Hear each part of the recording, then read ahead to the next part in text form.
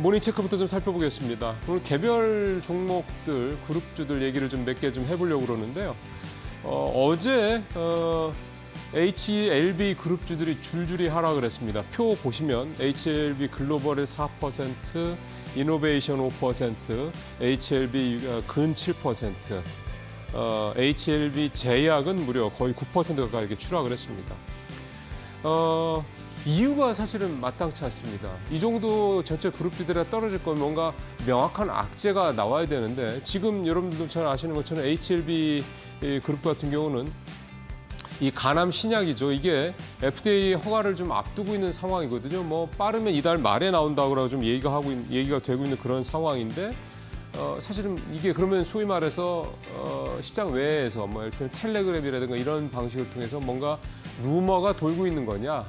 뭐 그게 있다라는 얘기는 나오는데 그 부분에서 회사 측은 공식적으로 확인할 수 없다, 뭐 부인하고 있고요. 이달 20일까지 이제 이 말씀드렸던 리보세라니 병용요법에 대한 허가를 내피는 결정을 이제 하게 돼 있습니다. 그 사이에 좀 나올 거고요. 아직은 시간이 한 열흘 가까이 좀 남아 있는 그런 상황입니다. 그러니까 이런 미확인 정보들이 돌다 보니까 이제 던지는 사람들이 좀 많다는 건데 결국 이제 부정적인 뭔가 미확인 정보가 된 거겠죠. 그러지 않았으면 주가가 좀 엄청나게 반대로 뛰고 있을 테니까. 결정 후에 이제 회사는 즉시 공개하겠다고 얘기를 하는 건데요. 참, 이 기사를 제가 가져온 이유도, 이 내용을 좀 가져온 이유도 이게 참 투자하기가 참 어렵구나, 이게 참 힘들구나라는 생각을 좀 가져볼 수가 있다라는 생각 때문에 이제 사례로서 이 회사를 좀 가져온 건데요. 최근에 뭐 잠시 후에 좀 말씀드리겠습니다. 고려아연 이 경영권 분쟁 관련해서도 경영권 분쟁은 뭐 일상적으로 나타나는 그런 어떤 이슈인데 어느 회사는 주가가 엄청나게 반응을 보이고 어떤 회사는 사실 별 반응이 없는 데도 많거든요. 그러니까 이게 참 이런 걸 보면서 투자가 참 어렵다라는 생각이 들고 그 결국은 이렇게 뭔가 텔레그램 이런 걸 통해서 미확인된 정보를 가지고 투자하는 거가 얼마나 또 리스크가 크냐라는 걸 또 좀 말씀을 좀 드리고 싶어서 오늘 이 내용을 가져왔습니다. 만약에 통과가 된다고 그러면 또 급등을 하지 않겠습니까? 자, 그다음에 다음 코너로 좀 체크상으로 가보도록 하겠습니다. 말씀드렸던 이제 고려아연 문제인데 어제 결국은 말씀드렸던 대로 예상했던 대로 주가가 엄청나게 뛰었습니다. 고려아연이 14.1%, 영풍도 9% 가까이 주가가 동반 급등을 했습니다. 법원에서 외국의 유한회사를 활용한 의결권 제한은 부당하다는 판결을 내려서 영풍의 의결권이 제한됐던 25% 지분이 살아났죠. 의결권이 살아났고요.